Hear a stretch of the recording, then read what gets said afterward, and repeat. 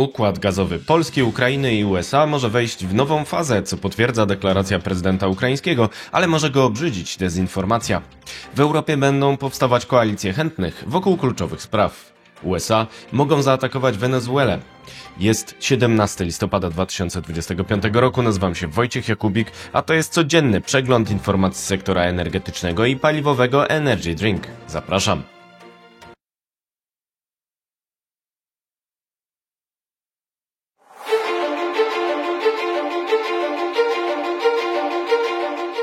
Partnerem kanału Energy Drink jest Orlen.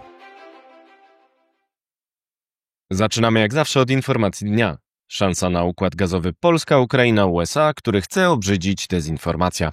Szykuje się uroczystość związana z podpisaniem kolejnej umowy na dostawy LNG z USA przez Polskę na Ukrainę. Trwa także gra o kontrakt długoterminowy, który chce obrzydzić dezinformacja.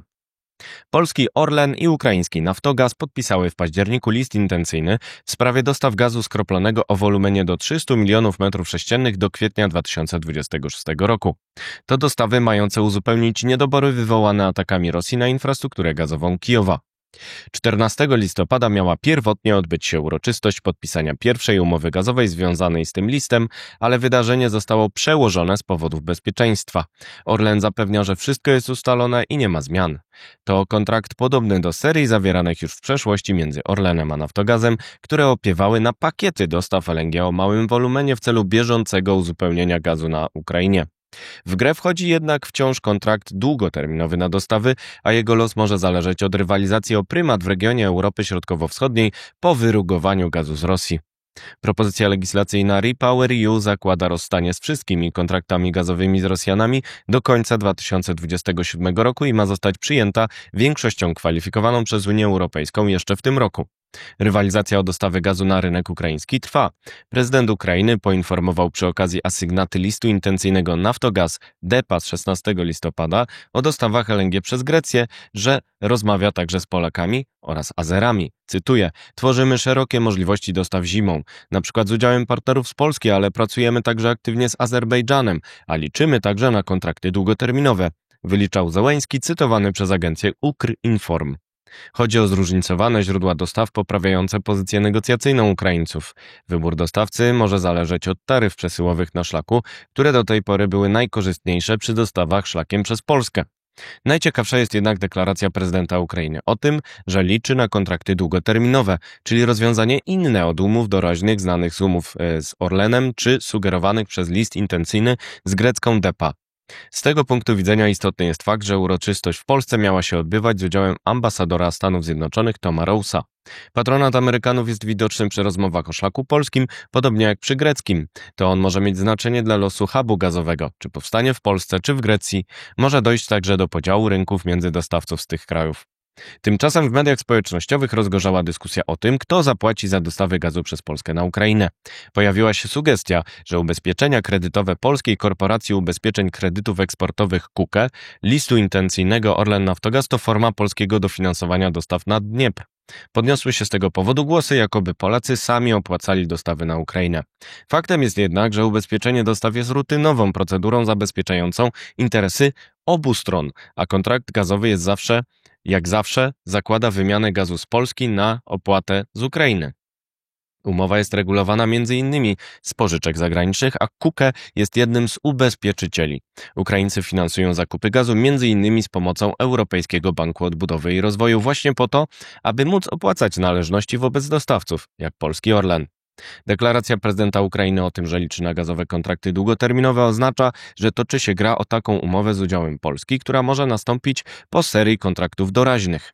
To szansa na dalszy rozwój współpracy gazowej Polski, Ukrainy i USA. Warto przypomnieć, że pierwszy ładunek gazu skroplonego dotarł szlakiem polskim nad Dniepr jeszcze w 2017 roku. W dłuższym terminie ta współpraca może zasilać rozwój polskiego hubu LNG. Rozwój polskiej infrastruktury z pływającym gazoportem FSRU i FSRU-2 na czele pozwoli dostarczać nierosyjski gaz w całym regionie Europy Środkowo-Wschodniej. Czas na pozostałe wieści na początek z Polski.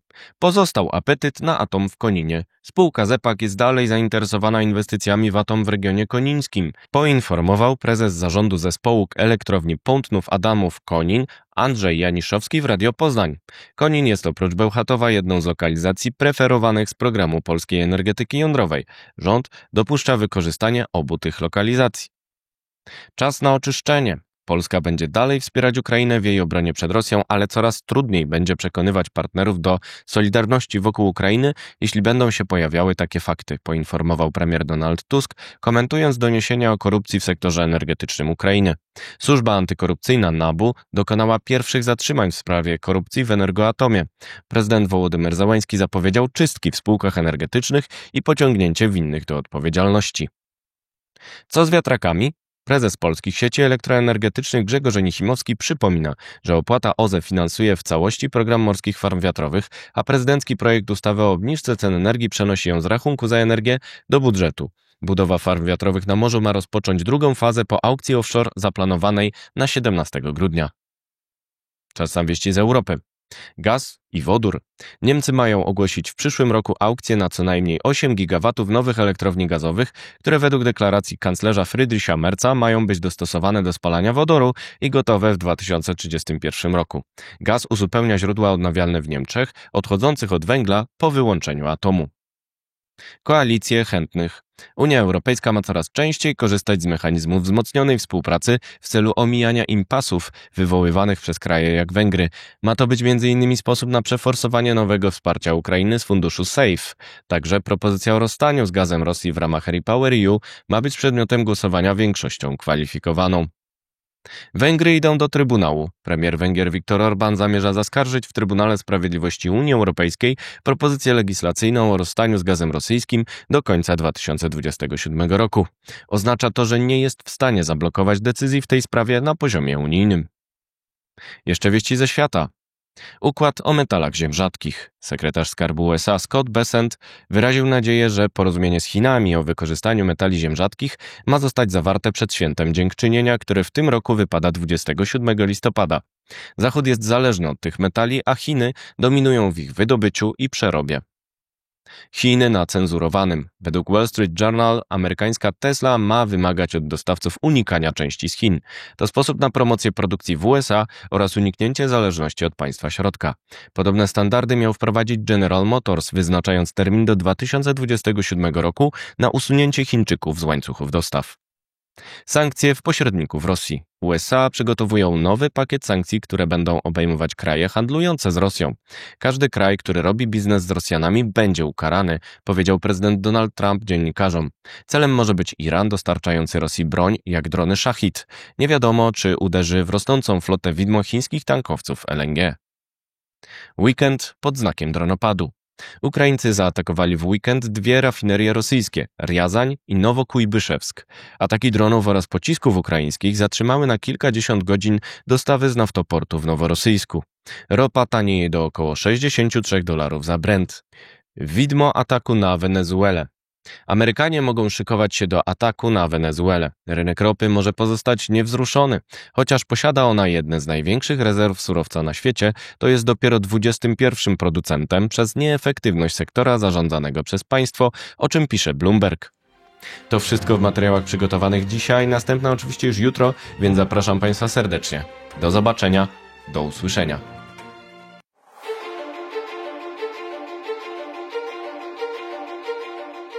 Partnerem kanału Energy Drink jest Orlen.